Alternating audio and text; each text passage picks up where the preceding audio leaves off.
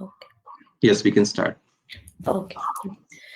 So, I think we've already got a brief introduction to what is the topic and why we need to talk about this. So suicide. Today we're going to talk about who are the suicide loss survivors, what are the uh, issues, what are their grief, the process of their grief, and the other emotional experience that they have. It's something beyond just grief, which we usually associate with a loss. So it's their emotional reactions a little more than that, and how it's different. The loss and the grief and the process of the grieving and mourning is different from the mourning of any other loss, or even for that matter any other normative cause of death. So that's what we're going to talk about and briefly touch upon that the key aspect that we need to keep in mind while we as practitioners or future practitioners would be working with people who are suicide loss survivors. Okay, so to start with, so to understand who's a suicide loss survivor, so it could be anybody from the family or a friend, somebody in contact who has lost a loved one to suicide. So here again, like when we talk about trauma informed cleanse, we don't focus on the event. Here again, we wouldn't be focusing on how close the person was or what was the type. But if the person who is identifying as somebody that I have lost somebody, a very close one, a loved one to suicide, that person is a suicide loss survivor. So, as practitioners, to begin with, our job is not to determine whether the person is a suicide loss survivor or not. But if a person has come and talks about in the session that yes, I've lost somebody close to the to suicide, then we need to keep in mind that this person could be the issues or whatever the problems that the person is facing could somewhere be connected to that, and that's something that we need to pay attention to. So we need to keep that in mind to start with. Okay, so the impact, of course, is huge because we know that as per WHO, World Health Organization, 2023 record, it's more than 7 lakh people worldwide who's taking their lives each year. And the last epidemiological statistic that we have for suicide loss survivor is as old as 2011. A crude rate for which can be considered at a global level, those findings is 6 to 20 people on average who are considered to be suicide loss survivor who's been documented, that per death by suicide has on an average 6 to 20 people on average as suicide loss survivor. So two things to take from here, that the number of suicide loss survivor is actually very high. We focus on the ones who are losing life or dying by suicide, and we are working towards suicide prevention. But this another huge population is the suicide loss survivor are also very high at a risk of suicide. We'll be talking about it later in detail. So that's also another population that we need to focus on. And the second key point from here is that we can see with the disparity, I mean the gap in the research years, 2011 the last documented record that we have. So this is not something that's been worked upon or is focused, etc. So of course, as we mentioned, started the discussion with that, there's a very uh, it's important to talk about suicide loss survivors reaction and their emotions and the process that they go through, which is different from the loss of other mourners. Or it's not just if we talk about just grief overall, it's a little different. The reason being the thematic content. So if there are interviews taken of suicide loss survivors, or if you read the different materials that these are, by material I said that people who have documented their own loss, uh, from those snippets we can understand that how it's different, the loss is so different. And I think it's important here to mention that the first person that who brought attention to this, not very recent, quite old, but it's not been documented or not well researched, but in 1972, Schneidman was the first person who spoke about suicide loss survivors, or Survivors of Suicide is the name of the book on the paper. So I don't know if you guys are familiar with. So there's a famous concept of psychic, which was given by Schneidman, which he talked about psychological pain, intense pain, relating in reference to context of people who are attempting or people who are ideation of suicide. And so he was the first person who brought this into notice. Okay. So to move ahead, first thing we need to talk about what are the areas that we want to touch upon. Why, what makes the mourning process after a suicide different from a normative cause of death? So the first thing is, there's a need to seek an explanation for the death and to make sense of the death.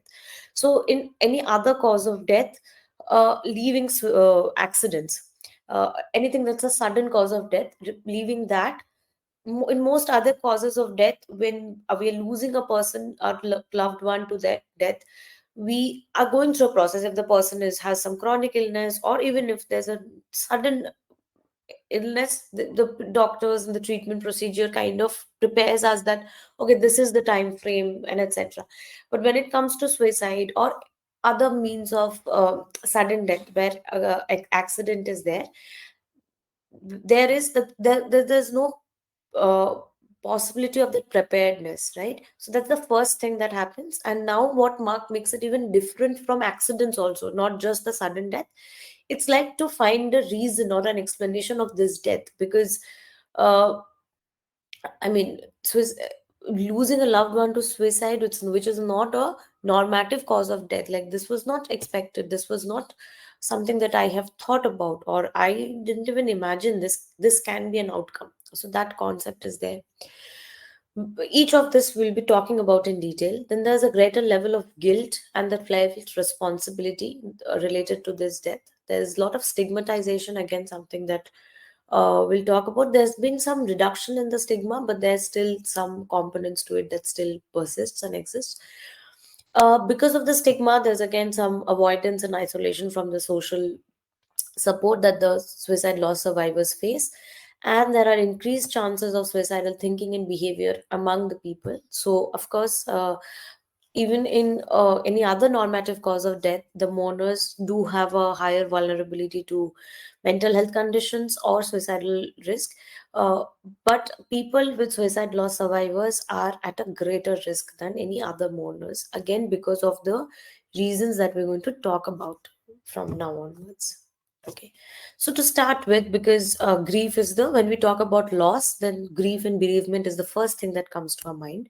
And so, how is the grief and bereavement among the suicide loss survivors? And how is it different from any other cause of death? So there's this concept of perceived intentionality that that the survivors experience. So whenever there's any other cause of death, we, the loved ones, we never think that, oh, why, we don't hold the person dying as responsible. uh, it's because of the illness, it's because of even if it's been an accident, it was an accident. So nowhere this person has taken this decision or done this act by themselves. But whenever it's suicide, then the person we have lost is also, we have this thought that, oh, this person intentionally had this thought, planned it, executed it. And then comes these questions: why would they choose to do this? How could they have overcome their fear of death? Right? Often some common narrative is that, how could they overcome the love for us or their responsibilities that they have towards the family or whatever, and overcome all of that and choose to die, you know? And then if this death was chosen, then could this have been prevented? Or what was lacking in me, or could I be the one who could have prevented or done something to prevent it to some extent? So whenever there's this concept of perceived intentionality, that is, this is not a sudden course of action or a planned course of action. This is a very well thought about and executed event, right? So comes the intentionality, and that's why the process of grief is so difficult. Second is that we don't have a very validated answer to death by suicide. So if somebody dying due to their age, due to their illness, so we all have these models of understanding or our ways to understand that, oh, this is because of that or whatever, right? But here we don't have. Biggest thing is, which I keep talking about, and which the evolutionary point of suicide talks about largely, is that a basic instinct of human is to live. So if the person is going against that, that itself is something not understood very well. Like, how is that possible? We are doing everything as per evolutionary laws. We're going in that process. So how is somebody going against it? And we don't have a narrative for any kind of the self-inflicted death, the family members don't have an answer. And then comes this process of blame. Okay, so this ifs and if and onlys, the litany of that if only I didn't have this argument, if I had responded that call, if I had looked for the warning signs. Okay, so all of this makes the process of grief even more difficult, apart from just the grief related to the loss that this person ceases to exist in my life. So the loss, and then this added components. There is a sense of perceived abandonment that the suicide loss survivors experience. That is, they're overwhelmed, they're bewildered, because it's a sudden loss. They're not prepared for it. And now what do they do to deal with this? They don't have a well accepted medical explanation or social explanation. They are experiencing excessive amount of emotional turmoil because of the loss, and they're in that state right now. And it's very, very common for the suicide loss survivors to experience this sense of abandonment. So these are some of the studies which have been done on qualitative analysis on different groups of suicide loss survivors. So maybe suicide, parents who lost their children by suicide, the spouses and children who lost their parents by suicide. So what is the usual theme that has come up is, the parents have considered this to be, what the common theme that's come up is, that the biggest failure. So we brought this life to this life, and we created this life, and we failed to save that. So we are a complete failure, or we have failed as parents, right? Uh, with spouses, it is that marriages are the most intimate relationship, and if the person chose to die by suicide, that's the ultimate form of rejection. With children, with their parents, they have experienced what they experience, or what they report is that it's the basic needs. The person who was supposed to be responsible for my basic needs, where we have our primary attachment is, that they have abandoned us, right? So because of this perceived abandonment, there is an experience of anger. So if we go by the stages of grief also, so we quite well know that from Kubler-Ross stages, anger is a part of this grieving process. And suicide loss survivors also experience a lot of anger, and their anger is even multifaceted, because the anger is one towards the person who died by suicide, because of that feeling of abandonment, that this person intentionally decided, chose this, and implemented this and executed it. And then towards themselves, why was I not able to prevent it? Why didn't I foresee this? What did go wrong? So there's a lot of over estimation of the responsibility. And then towards overall, to the society, to God, to the people who believe in religion, to other all other forces, for the this unfairness or the inability to explain any kind of self-inflicted death. So that's the perceived abandonment, and the kind of how it contributes to the grief process, the grieving process.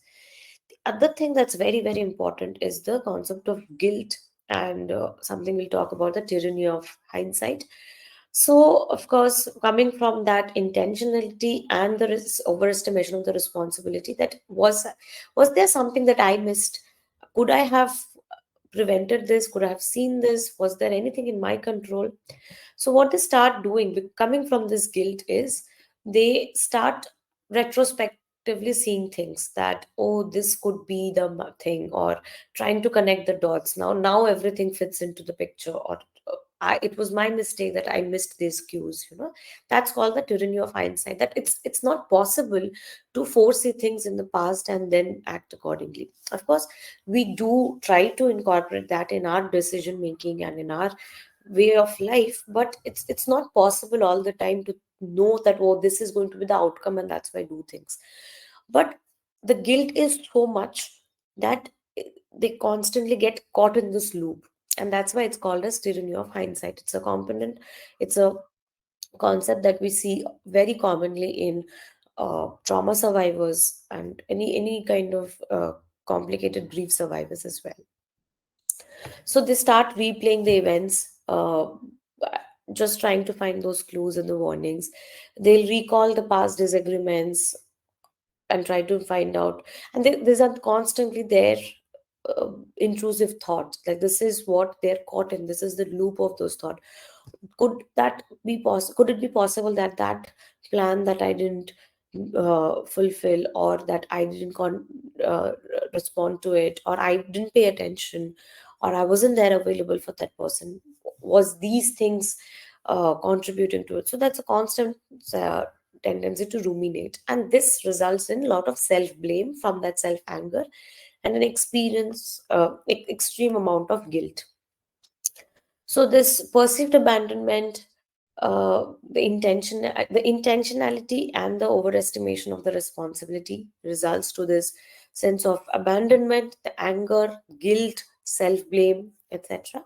And now comes the role of stigma, which makes the problem even more complicated.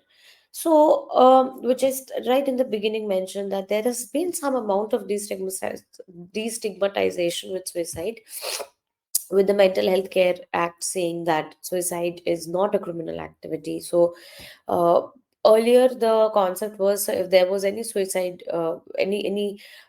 suicide attempt or any death by suicide, that had to be reported to the police.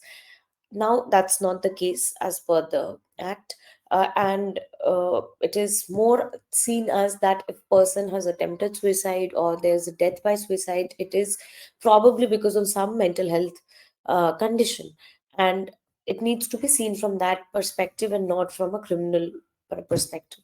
So this, there has been this shift, but this, I think this shift is still at a very superficial level. There is a lot of stigma till date in our society when it comes to suicide.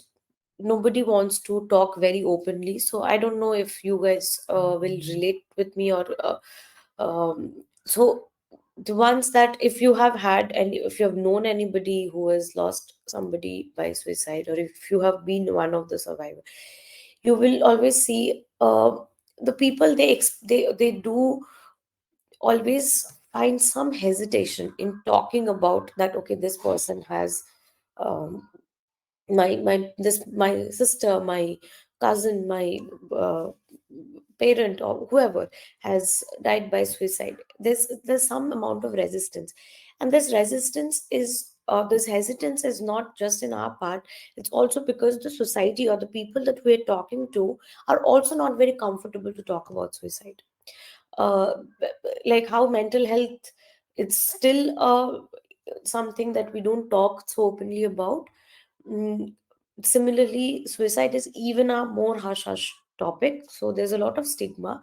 So for a person to talk about it, that I lost because there's so much of suicide is not, there's a lot of myths associated with suicide, that it's an act of a coward, or this person, or then there's also from the society, there is a tendency to find out reasons, that, oh, maybe the parents were like this. Very commonly I have encountered this, that if the parent have lost their child to suicide, and then the relatives, the extended relatives, a lot of times I've seen the parents hearing these things, where, oh, the father was extremely strict with the child, or that the mother was extremely strict, or the parents were not giving time to the child, etc., without considering the loss that the parents have had, and the kind of impact that has been happening it has created, and what's happening with them. So that's something that we completely uh, we fail as a society to take into consideration, and that creates it very difficult for the loss survivors to talk about it. Another thing is to mention here is that a lot of times, which is a very natural response when there's a loss, often people turn to religion or spirituality coming from their belief system for the help to get that emotional support. But a lot of there are some certain religion which talks about suicide as a sin, and that's why even in the religious groups it makes it so difficult for them to talk about it. And it also, if they are also somebody who's coming from that religion and with that strong belief system, so they're experiencing the loss, they're experiencing grief, they have the amount of guilt, anger, etc. And they are also not being able to grieve in the regular process, because it's contradicting to your belief system also, that oh, this was a sin, this person did a mistake, or this person, what the person did is not right. The concept of right or wrong comes, and then you're not paying adequate attention to your emotions, right? And then there's a lot of logistical barriers as well. So number one, as I said, that even though it's been decriminalized till date also, there are some legal interferences.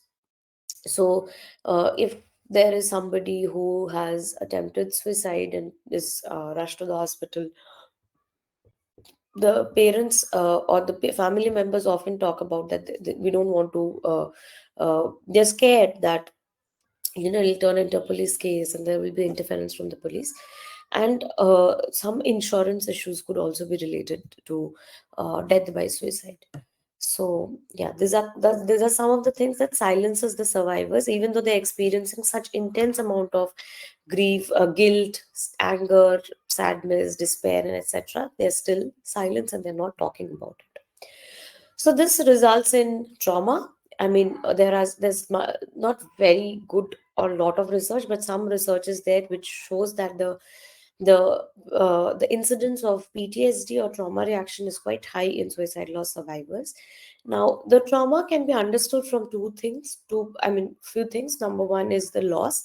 So just the fact that the loss, it's sudden. So what we see, a traumatic event is anything that's sudden, that we were not prepared for, and we don't think that we have the capacity to deal with. Again, because you were not prepared for, there was no preparedness or readiness to act to this. With suicide loss also, it's the same thing. And then the process of the suicide that adds to the trauma. So usually the loved one, the family members are the first ones who discover the body, or they find out about the act. They are the a lot of sometimes the family members are even witness to the final act. Then most of the common types of suicides, mode of suicide that's used, they do leave some bodily injury, right? So to see our loved one in that state is also something that's adding to the traumatic experience. And as a result of what that, we start seeing these trauma reactions in the survivors. They are preoccupied with this. There are flashbacks, there's nightmares, intrusive images. There are avoidance of the reminders. So they tend to not stay in that house. They just start not going to that room. Anything that's related to the loved one whom they have lost by suicide, they will try to avoid. As a result, there is a lot of anxiety, hypervigilance, etc. There's a huge amount of disbelief and despair that these survivors experience, not being able to come to terms with, again, because there is never going to be a answer that they know why this person died, why it was important for the person to end the life this way. So that, and what to do from here on, so that kinds of clouds their thought process. And it just it's just that their belief system, their thought process, their cognitive world gets shattered. So that's the kind of the experience of trauma that the survivors have. The survivors are at a very high risk of suicide, again pointed out by certain statistics. So what happens is, one, of course, we know that heritability is a factor. So that's why when we are interviewing, when we find out there is any family history of psychopathology, we ask at that time if there has been anybody in the family, close family members, who have died by suicide.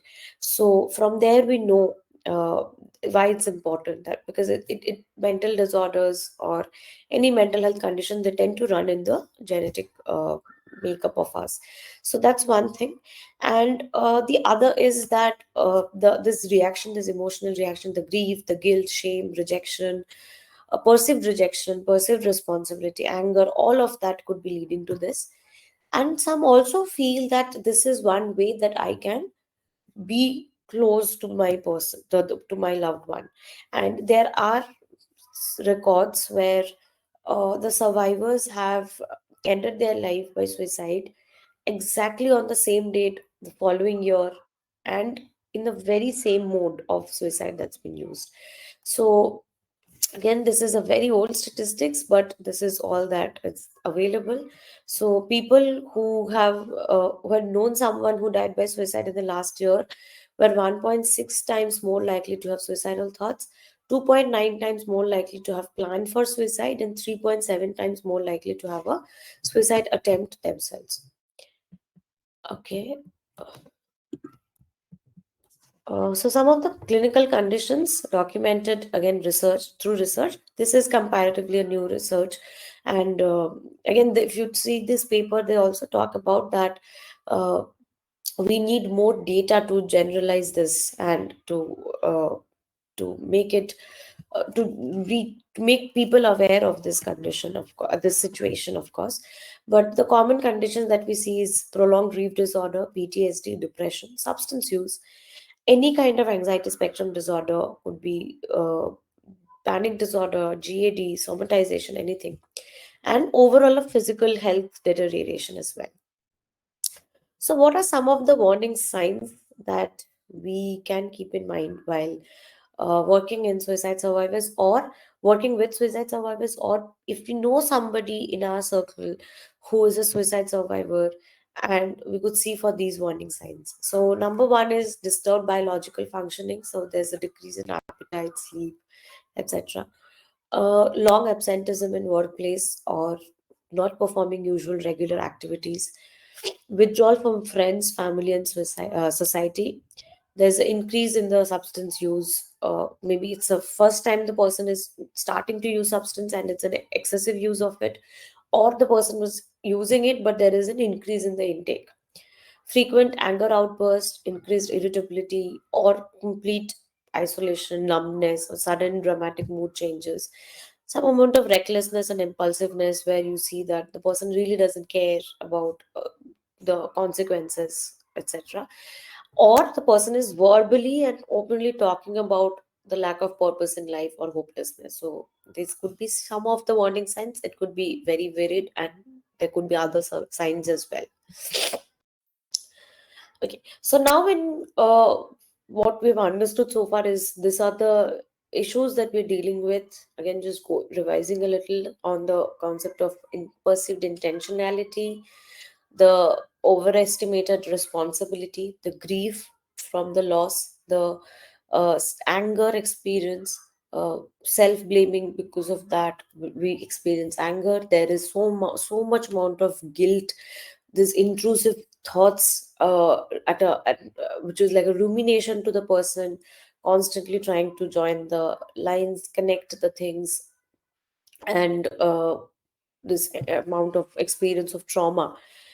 So this is what is the experience of a suicide loss survivor. So if as mental health professionals we are trying to do an intervention, so the three major work that we need to do and what has its role is what we're going to talk about. So there's of course need for crisis intervention. So if you are meeting a person who is a suicide loss survivor who has recently lost their loved one in suicide, by suicide, or it's been some time but the person is still in that state because it's a complicated grief continuing, right? It's the grief has not got integrated. So that's the reason why I need crisis intervention. Then comes the part of grief work, which is the major component of the intervention. Now, we could be going through from any school of psychotherapy, or we could be using any mode of psychotherapy. That's not something that I will be going into. Um but this is the whatever be the mode of psychotherapy, the psychotherapy needs to be tailored around these areas, which are the grief work that we're going to talk about. And third and very important thing is the importance of support groups for this cohort, because we have seen there's research that shows that any kind of loss, grief, trauma benefits a lot from the peer support groups. So same for the same rationale, it's also very effective for suicide loss survivors. So these are the three areas of intervention that's what we're going to talk about from now. So to start with, the crisis intervention goes the same principle for any trauma or any loss of grief condition. First of all, active listening, letting that person know that the person can talk and there's no judgment, no bias, uh, and we are not here to solve or give them an explanation or anything, just an active listening and making them know that they are being heard. Side by side, constantly validating them, their thoughts, their emotions.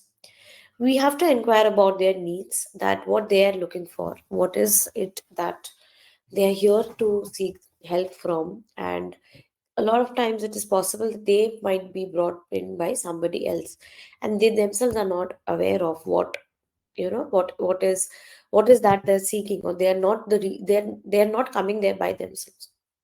So in that case, asking them about what is important for them.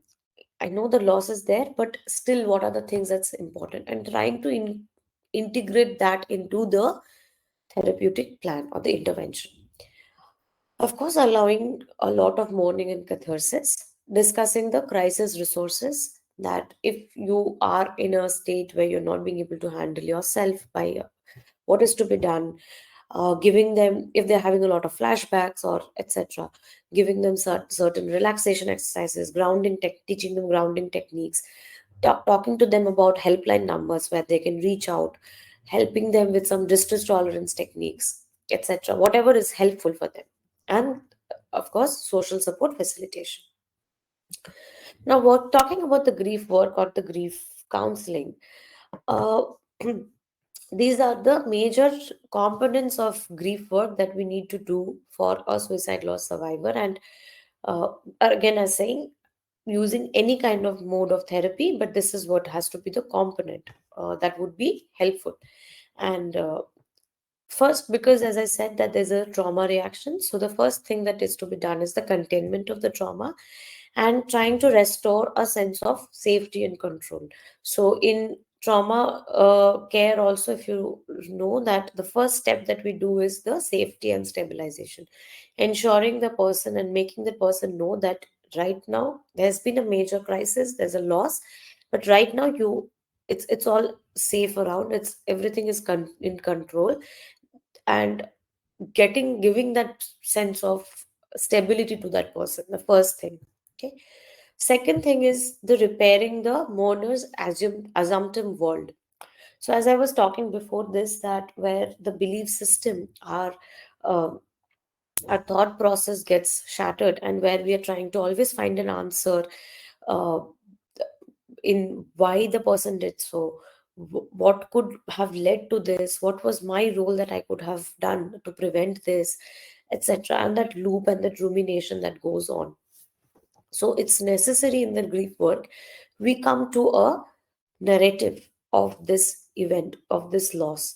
And that narrative has to be something that's bearable. It has to be realistic, because needs to talk about what exactly is my responsibility. How much responsibility of the event is something that I can assume, and beyond which it's not in my control, right? That has to be developed. Third is the creation of the psychological sanctuary and the relief from the loss. So this component is from the theory of dual process model of grief by Strobe and Schrodt. So what this model of grief talks about is that whenever we are doing any grief work, we need to do the work in two orientation, and both has to be done in simultaneously. One is the loss orientation and the other is the restoration orientation. The loss orientation talks about where we are doing the grieving process, the mourning, the catharsis, the process where we are actively listening, validating, etc. So that's the loss orientation. The other is the restoration orientation, side by side, that needs to go on. Is because that it's to work with that now the loss has happened, and these are the emotional reaction that you're facing. So how do we address that? It is not about, okay, now you have to move on from this. No, but make focusing only on the loss in one part, and the other part is because of the loss, whatever I am experiencing, let's work on that. That's the restoration orientation. So that's also something that needs to be incorporated in the grief work. Next is the development of social management skills. So again, with suicide loss survivors, there are certain barriers at a social level, at a interpersonal level that they face, because of which we need to develop some of the skills in them to deal with the situation during that time. So what happens is, if there are, which is again very common, where there are two people who are suicide loss survivor of the same suicide. So it could be two children, uh, who are the siblings, or the parent, so or it could be the spouse and the child. So there are two people involved, uh, who are equally affected by the suicide, and they're both suicide loss survivors. Now what happens is, we all have our own way of addressing or processing our grief. So it's possible that one person wants to talk more and more. The person's process of dealing with that grief is to talk more and more about it, and that helps the person deal with it. And it could be that the other person is somebody who just doesn't want to talk about it because the person is still affected, extremely affected, but uh, that makes it even more difficult for the person. So the person chooses to uh, keep to himself, has withdrawn, and is just trying to manage and living on a survival basis. Now these are the two, and these two people are staying together, or so the person who wants to talk about it would constantly go try to reach to the other person and talk as much about it, while the other person gets affected. Because so in this way there's a conflict that starts developing in this between these two people. Then because of the stigma from the society, there is also what we talked about earlier, that there's a discomfort, some amount of discomfort, because of which even if a loss survivor wants to talk about it, wouldn't get that amount of receptiveness, or they could sense a sense of discomfort from the society, because of which they won't be able to talk about it, and that worsens their grieving process. So how do they deal with this situation? That also is something that we need to talk to them about, this which comes under the social management skills during this time. And third thing is, this is something where, like a lot of times whenever there's a loss or something in the family happens, the extended family, the neighbors, the society, they start coming and giving us a lot of information, that, oh, you could try this, you could try yoga, this will help probably, or uh, what can you do, it's a loss but you have to move on. And often we get irritated by such comments, because we are probably not in that space to hear that. We are not feeling right about the source from whom this information is coming. So how to deal with this also, because this is something that we can't stop, we can't control. People will come and talk do about it, and we can't change it in the people. So how do I as a survivor deal with it? So that has to be taught to the survivor. Next is repairing the relationship with the deceased. So what happens is, after somebody loses a loved one by suicide, and why people keep talking about it, it becomes very difficult for us to move out of it. And this also, this concept of continuing bonds. Uh, so if you see historically also, there are many ethnic cultures where where which are practiced, this practice rituals are done, or the practices are there to ensure that we have this bond continued. Okay, so like the thing of keeping a picture in the house, which is like something very basic to, I don't know if you're aware. So, uh, before starting to eat, put uh, giving putting some food in the honor of the person, or certain different rituals are there across globe, and different ethnic groups have their own culture, you know. So this concept of continuing bonds, and then so there's another approach of completely cutting off that. If you continue to be that bond with that person, this person is physically is not there, is there emotionally, so you have to cut the ties. So this journey becomes extremely difficult to achieve. So it's possible that we can try to, neither do the survivors have to continue the bond, nor do they have to completely decap it. That is, they cut the entire attachment, or they start believing, oh, this person ceases to exist. Okay. Rather, they can try to find a different way to hold on to the relationship. And that different way can be their own way. And as a therapist, it's our job is to help them develop that way. So we can be using different techniques, like the person can be writing letters, or focusing on the unfinished business with that person. We can use empty chair technique, trying to make the person talk to the loved one. There are other ways, or different techniques, that's up to the practitioner how they want to use it. And at the same time, developing a durable biography of the deceased. So what I was talking about, so after the loss, everybody starts talking mainly about that act, and all the conversation and everything is around that. So we somewhere need to start making the survivor start talking about other components of the person before the suicide, or the other important aspects of the person's life. If possible, involve the other family members of the survivor, who maybe a friend or another family member who has brought the person to us, uh, in ensuring that they are not always around this environment where this same discussion is going on, and rather to encourage the other family members to talk about other aspects of the uh, this person's life than to talk about the suicide. So then it becomes easier for us to have the first thought when we think about that person is not the suicide. There could be other components to it also. And then gradually reinvesting in the living. Okay, now this has happened, and then where, how do we actually move on, or we continue, right? So next is the support groups that I was talking about. So it has been seen that the homogeneous support groups are more effective.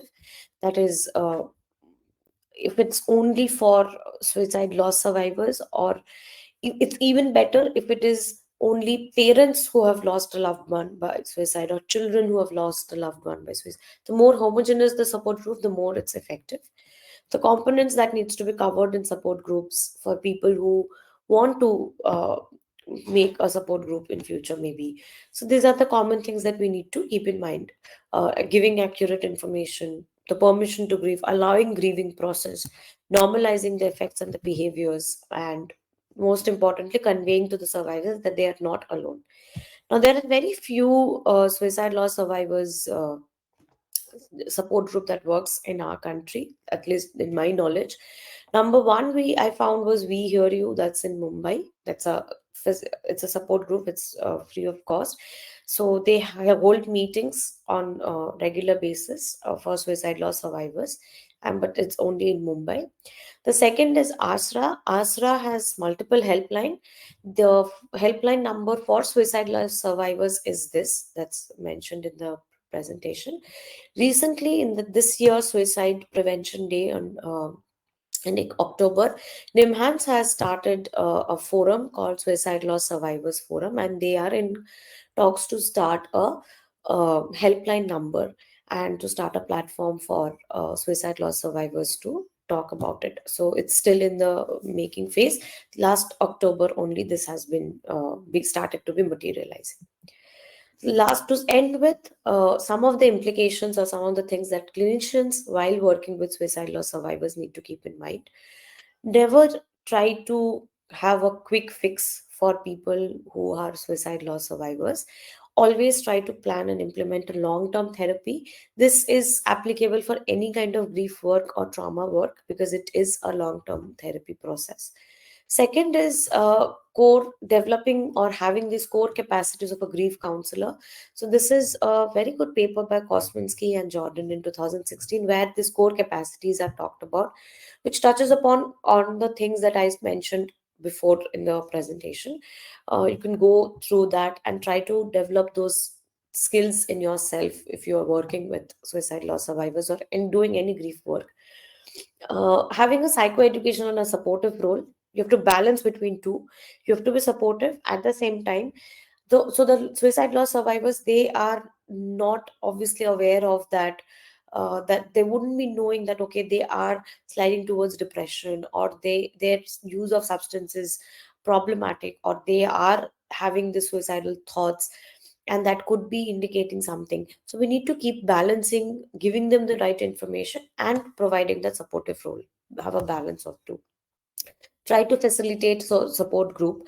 If in case you don't have contact of a support group where you can send your survivors, which is a case in our country where we don't have such support groups, in different most of the states except for Mumbai I found one.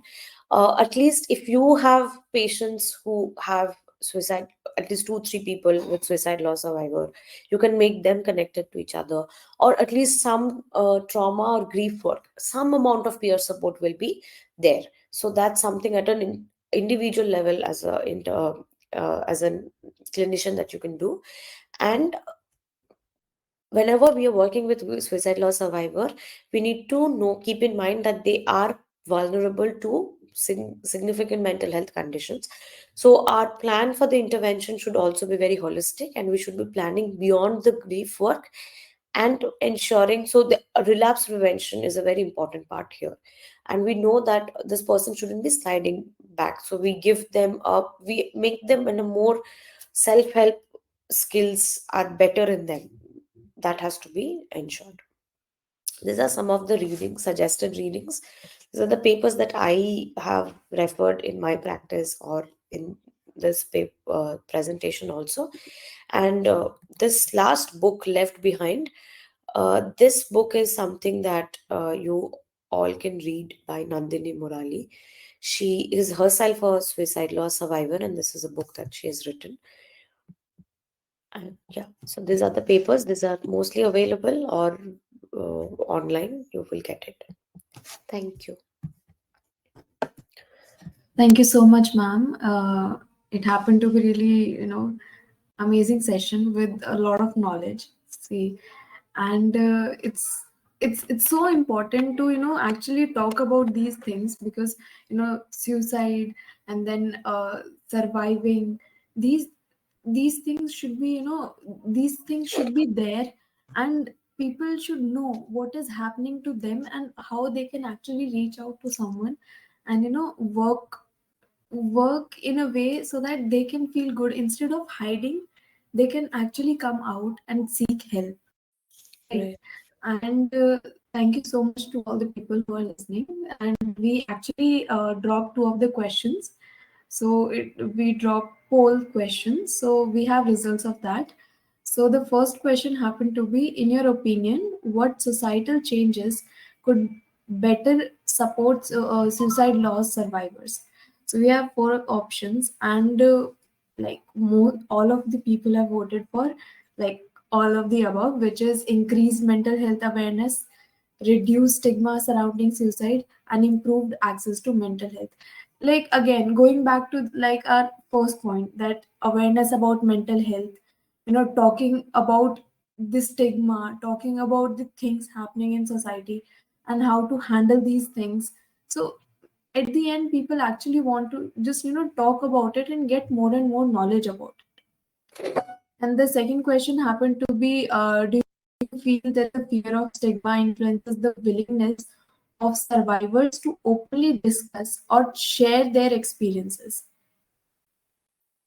So, three of the people voted for yes, it's significant that the stigma actually influences the willingness of the survivor to talk about the experiences, and like one of the person voted for yes to some extent. So, like all of you attendees, I can like you can drop any of your questions if you have any doubt or you want to ask something. So you can drop your questions. We are here. We can answer we can actually discuss things with you and like resolve some of your doubts maybe.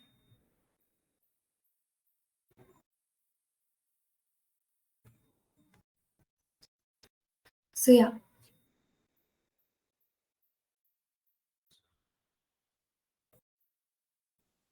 So ma'am, there is this grief, grief counseling is there, and then there is also this grief period, right? Grief. Grief period in the sense when we lost someone or we face some traumatic incident, I believe. So we have this proper grief period where we don't make any diagnosis, Right. right? So like how long is it for, like what it is? Yeah, so see, the thing is, grief is a normal reaction, Hmm. right? Hmm. So when we have acute grief, Hmm. and then something we call as integrated grief. Hmm. So after that acute period gets over, then also the person is grieving, but Hmm. is gradually restoring the other activities, and then the grief starts getting integrated into the other processes. Hmm. And then it's the so the prolonged grief not necessarily always has to be complicated grief. It can be integrated grief also, Hmm. again where something where we don't need to essentially do any intervention unless the person reaches out for something. Hmm. But complicated grief is where this integration is not happening and it's going on for a period of time. Hmm. And that's when we start Hmm. that's when the person's uh, experience of grief is so much that there is nothing else that the person is experiencing. So Hmm. that's the concept of complicated grief, and based on that is the diagnosis of prolonged grief disorder that we give as per ICD-11. uh, I'm not very sure with Hmm. the time duration. I think post above 6 months. I could be wrong. I'm not right now. I can't think about exactly the time frame. Hmm.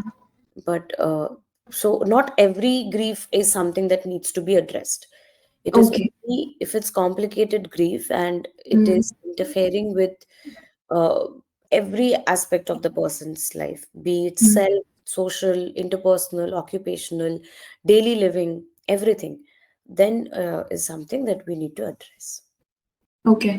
And in this grief period, do you feel like the clinicians or the the counselors or the clinical psychologists should collaborate with support networks as well, like the family and friends of the suicide loss survivors, to enhance the therapeutic process? Right. So I think as clinicians, it could be anybody who's doing grief work.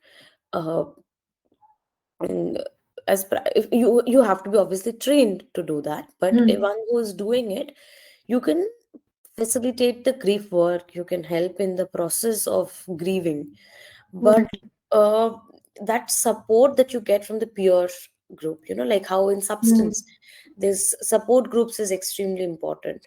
So the kind of support group, it's very useful in case of grief or trauma. So as clinicians we should always, we will do our grief work that we are doing, but always try to connect them to support groups. So because of a dearth of support group for just suicide loss survivors in India, Hmm. except for one or two, what we Hmm. can do is we can, uh, as clinicians, we if from our pool of patients also, Hmm. we can try, if we have like maybe two, so even two suicide loss survivors, we can Hmm. try to connect them, obviously with their permission, after if both of Hmm. them agree, or or if not, maybe we have one suicide loss survivor and another patient at the same time is of some Hmm. other grief, related to other grief. We could Hmm. again connect those two people. The effect wouldn't be as much as it would be for the first case, but still Hmm. there will be some work, because they'll Mm, somewhere will be able to relate to with that fact that I'm not the only person having this grief. The moment, mm, again, it's a going by evolutionary thing, it's a mm, common human behavior to be felt in the heart, or that okay, I am part of, not, I'm not alone in this, there are other people mm. going through the same thing. That sense gives, automatically gives us some amount of strength. Okay. So we should Okay. always try to facilitate support group as well as we work with, do the grief work. Okay. Okay. Thank you so much for clearing these doubts. So thank you so much for all the people who are attending, and that see, all of these questions and all of these materials will be shared to you on your email ID, and you can go through all of these things. And if you feel like you have any doubts or you want to reach out to us, you can always reach out to us on YesMindy, as well as you can email us or you can WhatsApp us. So these things will be coming to you. And if you face any of the issue, or you feel like there are some people who are who might be needing this at this point of time, you can actually talk to them and refer to the to an institute where they will feel good, they will actually come out of the grief they're into, right? So thank Right. you so much, ma'am, and thank you, Yeah. everyone. I would request Mm, every one of you, whoever is the attendee, mm, that please be aware, if you around you, you know anybody who is a suicide loss survivor, please be aware of the warning signs, and let them, I mean, at least be there for support, because yeah, the society, the stigma doesn't allow them to talk, and the reaction and the emotion that they're experiencing is so intense, it becomes difficult for them to even gather that motivation and the courage to come and talk about it. And if you find anybody who's experiencing this, you see the warning signs, and they're willing to seek help, please connect them with any mental health practitioner, uh, so that so that we can prevent at least future suicides, and we can reduce the mental health conditions burden from our society to whatever extent we can. Thank you. That was I mean, I just wanted to convey that message. and this happened to be really important message as well. So thank you so much, ma'am, and thank you so much to all of the people who have attended this. And this is the wrap up. Thank you so much. Good evening. Good evening. Thank you.